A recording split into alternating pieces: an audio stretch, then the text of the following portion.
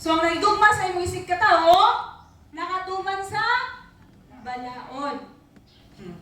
Ang diri sa 9 diretso ta. Ang kasuguan nag-ingon, ayaw panapaw, ayaw pagpatay, ayaw pangawat, ayaw kaibog. Kining tanan ug uban pa naglangkob sa usa ka sugo. Higugma ang imong isig katawo sama sa imong kaugalingon. So kini nga bersikulo ha dinhi sa bersikulo nga diri sa Gis, no? Nag-ingon naingon nga naghigugma, kung nahigugma ka sa imong isig, kung nahigugma ka sa imong isig katawo, dili gayud ka makaako paghimo og dautan sa iyahang kaugalingon. So dili ka makaako og himo og dautan sa imuhang isig katawo, sa imong kauban kung nahigugma ka kaniya.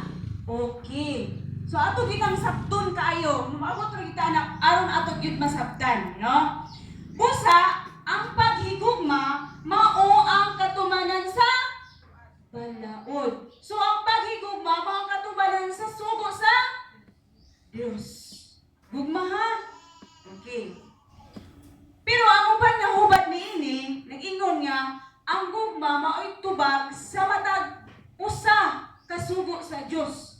May sugo balaod sa Dios. Sa matag balaod sa Dios, kung adunay kay gugma, mao na siya ay katumanan. Kuha ninyo, mas makuha pa gid ninyo